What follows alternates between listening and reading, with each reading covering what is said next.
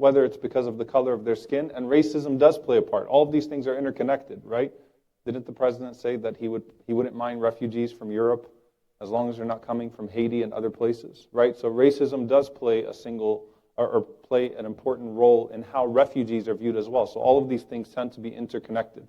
So I want to be very clear before this particular subject, which is looking at structural racism and tribalism. Some of it is repetitive from the very first few classes that we held in this series, where the Prophet ﷺ talked about justice. But then some of it brings together three different elements, and I'll do my best to bring them together. And one of the things that I noticed about the ahadith, or I noticed about the traditions of the Prophet, peace be upon him, when he discusses this issue, is that he connected them all to a singular disease. Very interesting. So I looked at the ahadith about racism, tribalism, and I tried to think which one would be the best one to start with. And they are plentiful.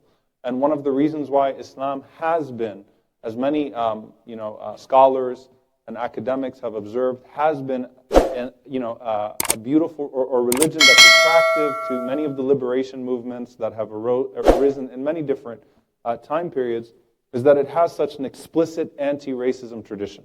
It's very explicit in Islam. It doesn't have to be derived from general texts on equality. It's very explicit.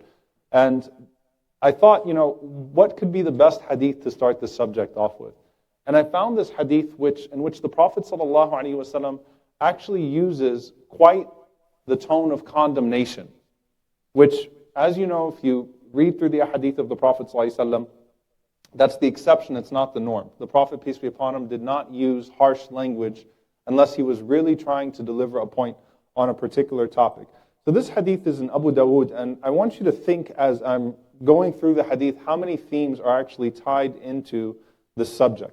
The Prophet ﷺ, he said, إِنَّ اللَّهَ عَزَّ وَجَلَّ قَدْ أَذْهَبَ عَنْكُمْ عُبِيَّةَ الْجَاهِلِيَّةِ وَفَخْرَهَا بِالْأَبَاءِ. He said first and foremost that verily Allah the Most High has removed from you the pride of the pre-Islamic period, the pride of the days of ignorance, and the slogans that are paid to its ancestors. The slogans that are paid to its ancestors, meaning when people swear in the name of their ancestors or in pride based on their lineage or where they come from or who they come from. And he said, sallallahu alaihi wasallam, he continued, he said, مُؤْمِنٌ تَقِي وَفَاجِرٌ شَقِي. What exists now is only a pious believer or a miserable sinner. Then he continued, أَنْتُمْ بَنُوا آدَمْ وَآدَمُ مِنْ تُرَابٍ. You are all the children of Adam, and Adam was created from dirt. This is a long hadith, but I want you to think about all the themes, because I'm going to ask you to tell me what themes you heard in all of these things. So the Prophet ﷺ said, لَيَدَعَنَّ رِجَالٌ فَخْرَهُمْ بِأَقْوَامٍ. The Prophet ﷺ said, let everyone give up all of the boasting that they do in the name of their ancestors.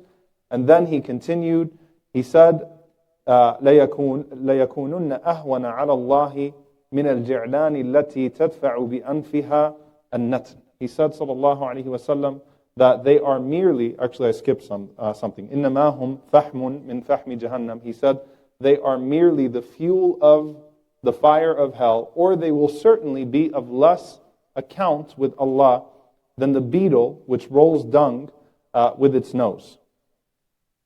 Pretty strong hadith.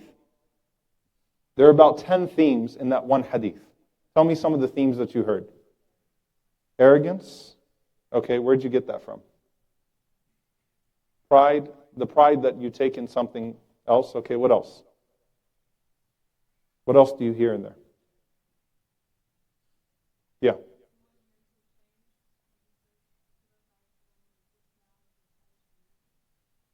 Okay, so a change, a paradigm shift.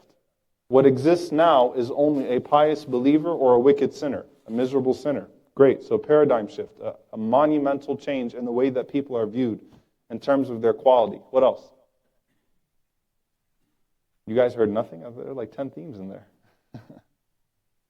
Anybody? Does the rain make everybody quiet? That gloomy weather. Just keep on giving them to me. Unity, very good. You are all the children of Adam. So in the midst of condemnation, the Prophet ﷺ reminds you are all the children of Adam.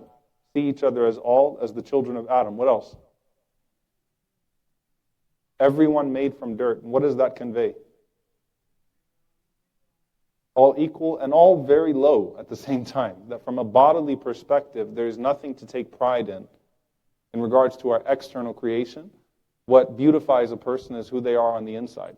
Because at the end of the day, we all come from a low place. Anything else stuck out? What about the analogy? A beetle rolling dung in the dirt with its nose. When you think of arrogance, what's usually used to convey arrogance? Nose raised high, right? So even, especially in the Arabic language, the Arabic expression, رَغِمَ أَنْفُ, okay?